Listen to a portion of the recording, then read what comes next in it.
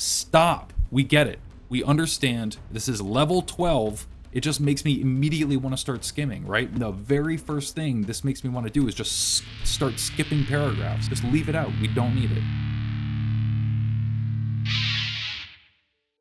Hey, welcome back, guys.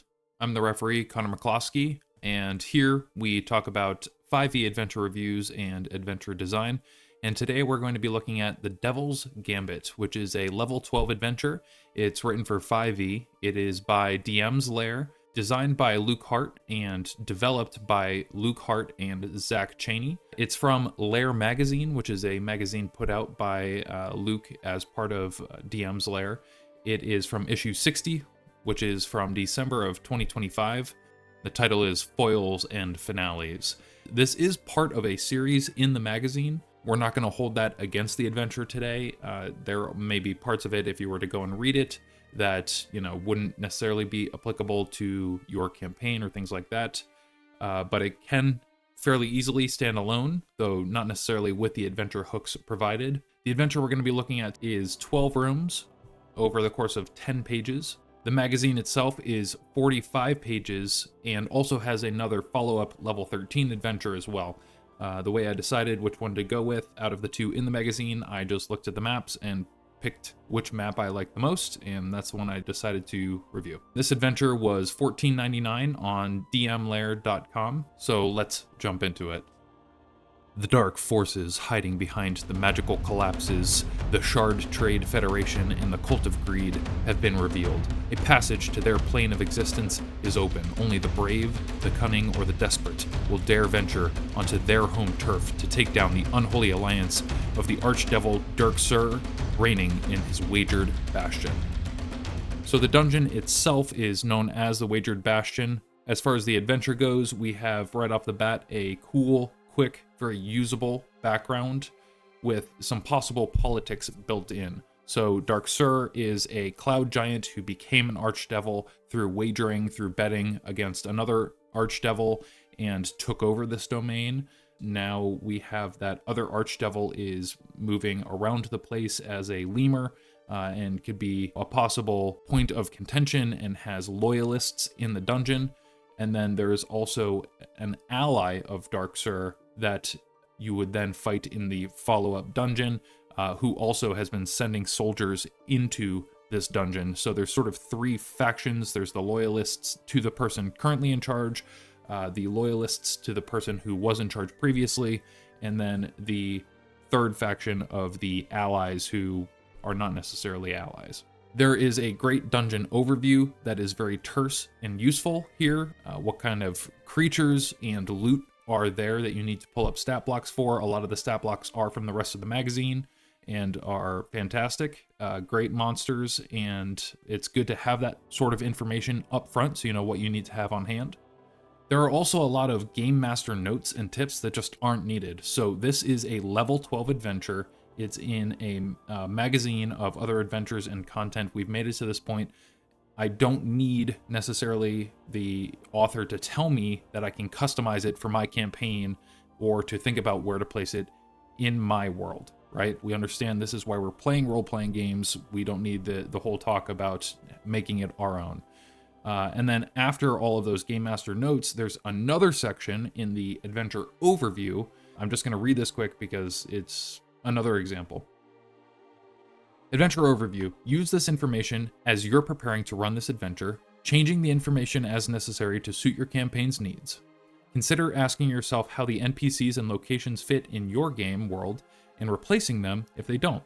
Likewise, the background can be tweaked to provide additional incentive to the characters if so desired. We get it. I don't need you to explain what an overview is to me. Just go to the overview. Just get right to it. This is nobody's first adventure. Just go right into the writing, right? Just make it unique. And then very slightly further on, there's another section, Adventure Hooks and Quest Givers, that does it again. Here are some adventure hooks you might use to introduce this adventure to your player characters. I know what adventure hooks are. Just tell me what's going on. Also, feel free to create a customized adventure hook so that it fits better into your ongoing campaign. Stop. We get it. We understand this is level 12. it just makes me immediately want to start skimming, right? The very first thing this makes me want to do is just start skipping paragraphs. Just leave it out. We don't need it.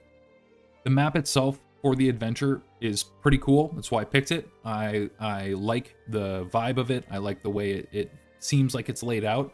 It is pretty hard to tell where the doors are. The colors sort of mush together between the walls and the doors, and there's a couple different sections where there's fire and it's brass doors and it's brown walls, and it's just hard to tell what's going on. Also, the dungeon itself does not have any looping. That is sort of what I was hoping for when I first looked at it.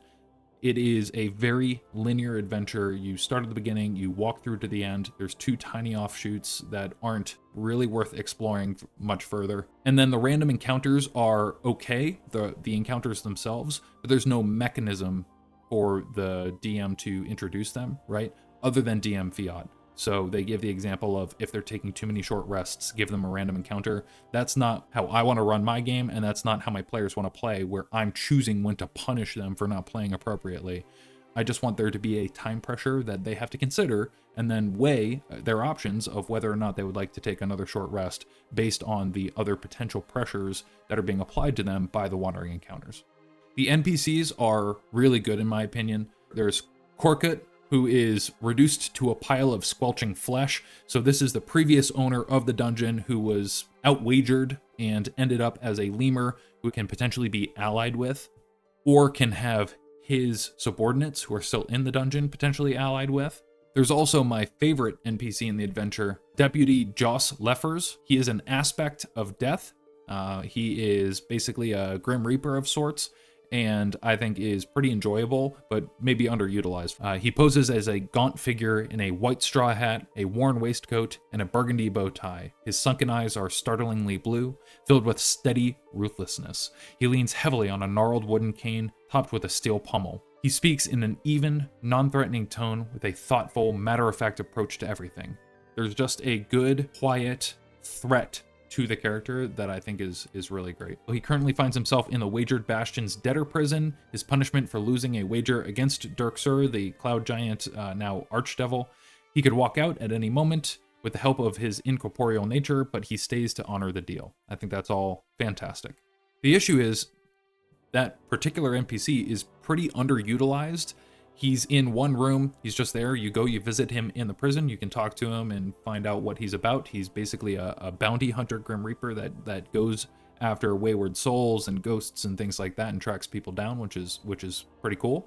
And not everything needs to be applicable to the adventure that the characters are on right now, right? They're coming to this place, he can just be there as part of being in this place. But the issue with that is that if that's going to be the case, there are just way too many words that are spent on his characterization, role-playing as him, role-playing with him, in the room, how it should all play out. Definitely an instance of trying to direct from the text of the adventure how everything needs to play out. There's just way too many words spent on this character who I really like, but is not really impactful to the adventure at all.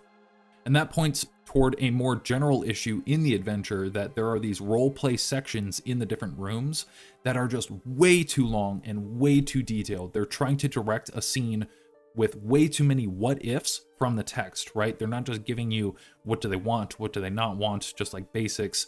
It is long, drawn-out if-thens the entire way through. It's just not usable at the table as it is. You just can't actually read it and run it at the same time. In general, I think the layout and information design is pretty good. There's some minor column breaks. There's really only one. There are no page breaks, so information is not jumping page to page. And most importantly, there's no spread breaks, right? So you're not flipping pages in the middle of trying to figure out how to run a room, which is all fantastic work. There's also good use of breakout elements. So from the read aloud text, there will be more elements down below explaining that and how the referee should use that in order to run the adventure. One issue with all of that, though, is that those role-playing blocks, cutaways that I mentioned, and encounter information jump into the rest of the information so that a lot of it is pushed toward the bottom, when really it should be the other way around, where you need the information you need right off the bat, and then have that roleplay and encounter information later. But as it is, it interjects, and that pushes a lot of very important information way too low on the page and away from where all of the other information is to smoothly run the room. Also, While we're on the topic, the read aloud text itself is just way too long and wordy in general across the board. It is well written. It has a very evocative feel to each room, but it just needs to be cut way back for table use. There's room descriptions that are just way too long. Also, there's a random skill challenge, which is fine. I think skill challenges can be great, but the entire event is just pass a skill challenge or take damage. And then if too many people fail it, you take more damage, and then you have to do a fight with raids where you take more damage. So there isn't a thematic, cinematic, kinetic event happening. It's just try and sneak down some stairs, and if you screw up sneaking downstairs with whatever your skill challenge is, you get hurt.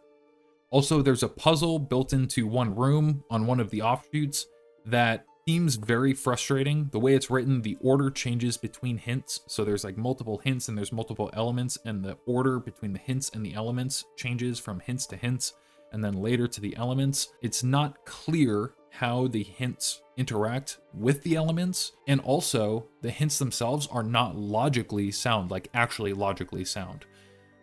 Also, there are some role-based hints with different DCs to get more hints as players, and they are also not very good and just generally suck and are sort of the worst version of rolling to find out information from puzzles. Basically, this puzzle is just sort of everything that people don't like about puzzles in 5e. For instance, the very first one is a DC 10 perception check to notice an inscription that holds the hints, in which case, what are we doing? Rolling a perception check to find elements of a puzzle in a room that's well lit by fire. Like, either they look and they see it, or they don't look and they don't see it. And in the room right before that one, there are multiple magic items that are just sitting there waiting to be taken. The caveat to that is that there's a field that will trigger an alarm, except that the encounter is extremely simple and there's just a pile of magic items piled in this room for you to go and grab, and then the bad guys show up, you kill them, and you take 3 or 4 magic items. And the magic items themselves are just generic book items. They are just, what you would get right out of the DMG. And then the treasure also is very uninspired. There's just a few different opals that are, worth 1,000 gold each that you can find in a few different spots, things like that.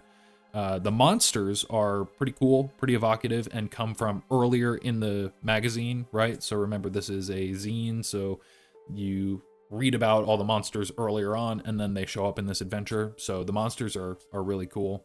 But one major issue I have with this adventure is that the entire thing is based around gambling, right?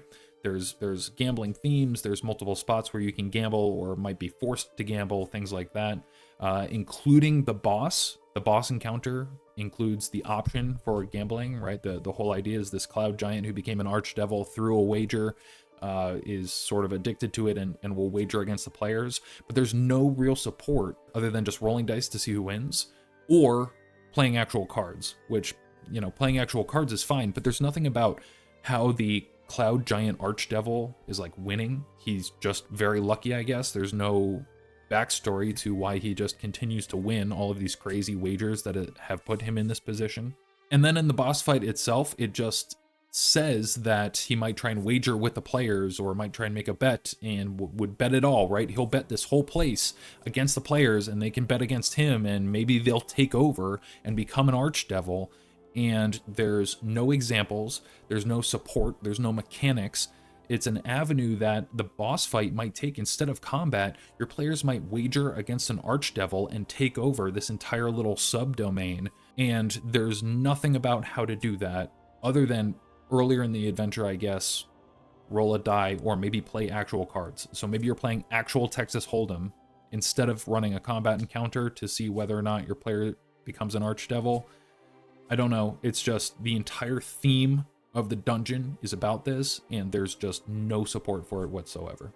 So what it comes down to after all this is that this adventure is okay, but I probably wouldn't run it myself without significant rework, pretty much across the board, replacing the treasure, coming up with a gambling theme and actual mechanics, reworking puzzles. I'm giving it 5 out of 10 stars. So maybe it would feel better in play. Maybe the second adventure, the one that follows this up, maybe I should have gone that route. And maybe if you had played through the other adventures leading up to this one, it would have more weight to it, right? but as it is, I just can't really recommend it. So please remember to like and subscribe if you find this useful, and if you have any recommendations for third-party adventures, please drop them in a comment below. Next time we'll be looking at broadsheet number 2, City of Smoke, which is by Dottie of Mystic Arts, which I'm very excited for. He just recently had a video about adventure layout and RPG design, which I found really intriguing, and that's where I first saw this adventure and decided that it was going to be the next one that I wanted to review. But until then, I've been your referee, Connor McCloskey, and that's today's game. So until next time, play on. Thanks, guys.